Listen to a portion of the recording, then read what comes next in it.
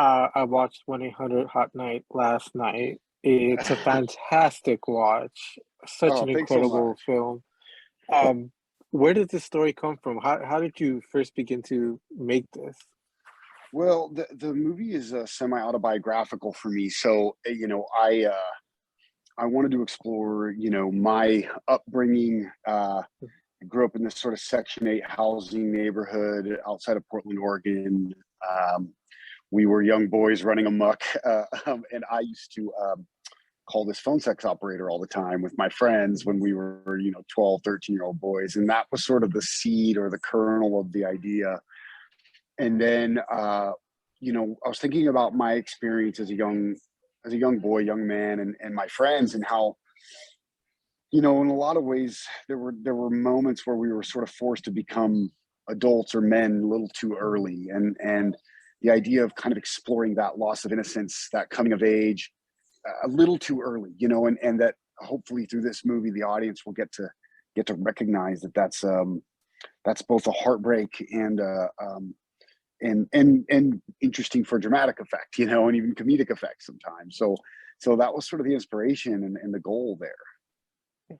It definitely starts off very fun, very uh, very much like it's gonna be a very goofy comedy, and the switch just turns almost right away. Yeah. It makes it for a great effect for the audience. How do you capture that? How do you begin to direct such young actors to that point? Well, it's interesting. I mean, I just feel so lucky that we got the actors that we did. We hired DSG Casting, which is Jeremy Gordon, Nicole Doro, and Shayna Sherwood, and they have a lot of experience casting young actors. They've cast Nickelodeon shows and things like that. So I really leaned on them for getting us that first really talented pool of young actors. And then each of those boys, Mylan Bradford, Garrison Machado, and Dallas Young, who plays the center of the movie, Tommy. When each of them auditioned, even for their first self tape, I knew, okay, they're special. Now I still had to do the callbacks and run them through the ringer a little bit, but man, we once we got those boys locked in, it just the whole movie fell into place, and they were so professional. We did some, it was COVID, right? So Mhm. we did some Zoom rehearsals, but they never got to meet beforehand. They never got to spend time together or with me in person. Um, but we made sure that they were very, very prepared. They knew their lines, they knew what was going on. When we met on Zoom, we talked about the arc of their characters, the arc of their stories, the backstories between them and their relationships. And the idea there was, that when we got to set, because they had done all this work, it would be baked into their performance. And then I would be able to, direct them to the best of my ability in terms of just sort of guiding with small pivots instead of something that wasn't expected. Mhm. Definitely. This could have easily gone the way of that goofy coming of age story, but it has such a heart, such an emotion that it hits an audience member hard. Um, at what point did you know you had something this great? you know, I I knew, okay, now I'll tell you what, this was really hard to shoot. We Because I was shooting with minors, they had to be off the set by 12:15, so just after midnight. The whole movie takes place at night, so we couldn't shoot until the sun went down, which was 9 p.m. So we only had 3 hours and 15 minutes a night to shoot. When we shot this in 18 days, so real shooting hours, we pretty much shot the movie in what amounts to about 9 days of filming.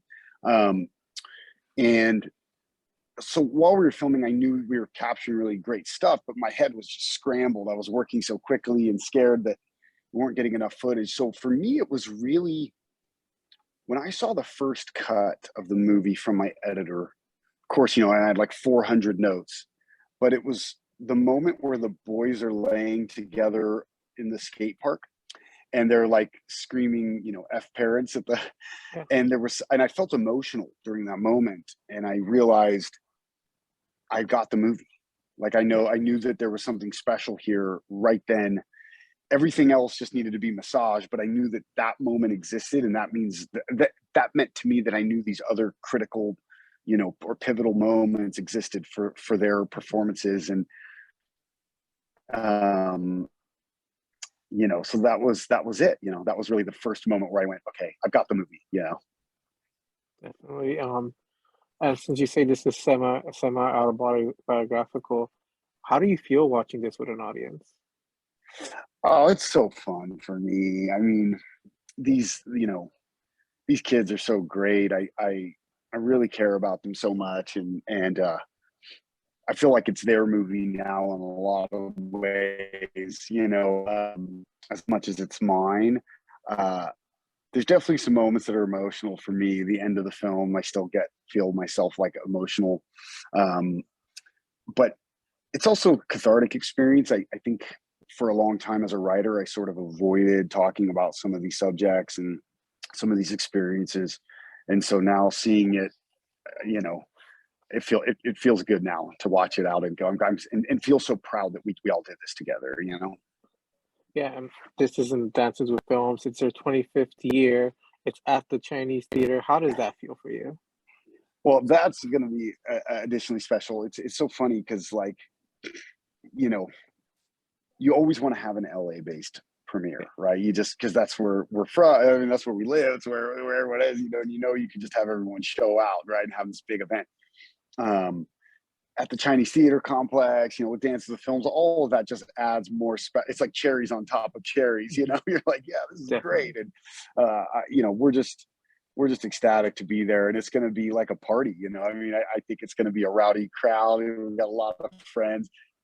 It's fun too because the boys are bringing a lot of their friends and stuff, who are in that like 16 to 18-year-old age range, and I think it's kind of interesting because we got this response from one of the distributors that was nervous about the movie, saying that they weren't sure that people would understand a rated R film with youth. Is it for kids? Is it for adults? And, part of me feels like we should be at this point in society where like the youth could watch a movie like this, and yeah, there's some cussing, but it's serious subject matter, and they're mature enough to be able to handle that and understand what's happening in this story. Similar to me, Stand By Me was a movie that was rated R in its time, and was a spectacular tale of the same thing, kind of boyhood and manhood and friendship and how those bonds break. And I don't know, I'm excited at the prospect of it being a Dance with Films because of the youth I know that will be there, and I can't wait to hear their response. Definitely. Well, I can't wait to see you guys out there in the red carpet. Enjoyed that Dances with Films. This is an incredible movie, and I hope it gets the response it deserves. Thanks so much. I appreciate your time.